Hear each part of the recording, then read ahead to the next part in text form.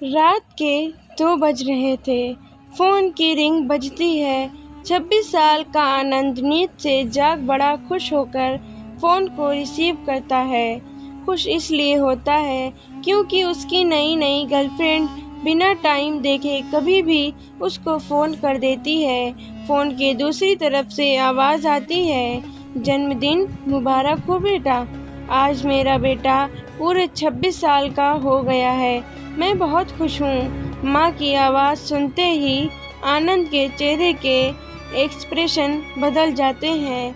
वो गुस्से में बोलता है, माँ तुझे समझ नहीं आता क्या? इतनी सी बात के लिए मेरी नींद खराब कर दी।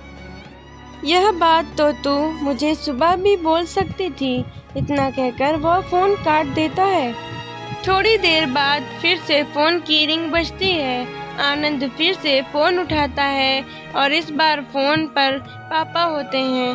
आनंद इस बार आराम से बात करता है। थैंक यू पापा, आपने मुझे बर्थडे विश करने के लिए फ़ोन किया, वो भी इतनी रात को। पापा कहते हैं, नहीं बेटा, मैंने तुम्हें मुबारकबाद देने के लिए नहीं बल्कि ये बताने के लिए फ़ोन किया है कि तुम्हारी माँ बिल्कुल पागल है। वो इतनी पागल है कि पिछले 1 महीने से मुझे हर दिन तेरा बर्थडे याद दिलाती आ रही है। वो इतनी पागल है कि तू हमसे सैकड़ों किलोमीटर दूर है, फिर भी उसने यहाँ पर खुद अपने हाथों से तेरे लिए केक बनाया है। ऊपर से ये जिद कर बैठी कि जब तक तुझे विश नहीं कर देती तब तक ना खुद खाना खाएगी ना मुझे खाने देगी।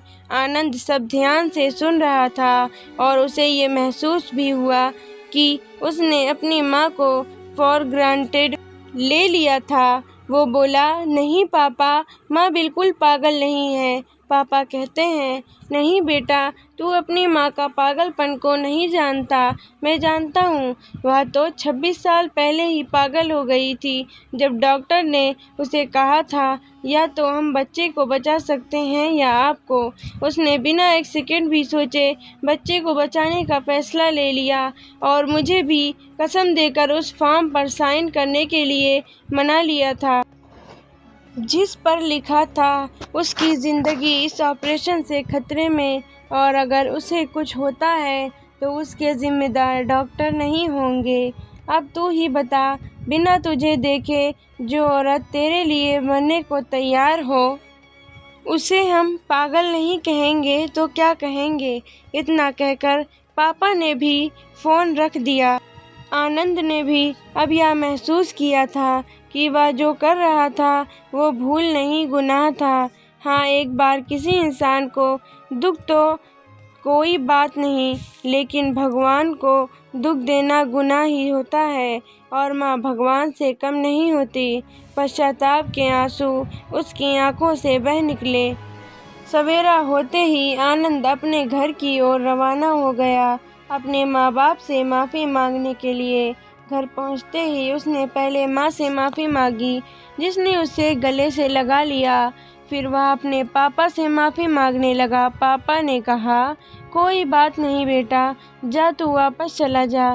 तेरी माँ हमेशा कहती थी कि तू उसे बुढ़ापे में संभालेगा, लेकिन मैं उसे समझा दूंगा जैसे आज तक मैं उसे संभालते आया हूँ, वैसे ही आगे भी मैं उसका ख्याल रखूँगा। उसे भी यह समझ लेना चाहिए, जो बेटा उसके एक फ़ोन करने से परेशान हो जाए वह उसे उम्र भर क्या संभालेगा।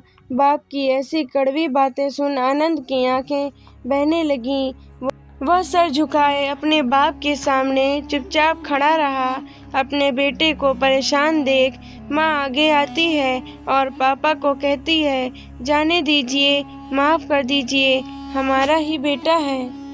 माँ की ममता का मोल ना कोई लगा पाया था, ना कोई लगा पाएगा। 9 महीने प्रसव की पीड़ा सहन करके हमें नई ज़िंदगी, नई दुनिया में लाने वाले माँ ही हमारी हर गलती को माफ़ कर सकती है। दोस्तों, अगर आपको हमारी ये कहानी माँ की ममता पसंद आई हो तो हमारे चैनल को सब्सक्राइब करके बेल आइकन प्रेस कर लीजिए ताकि हमारी ऐसी ही इमोशनल कहानियाँ आप तक पहुँचती रहें। तब तक के लिए जय हिंद, जय भारत।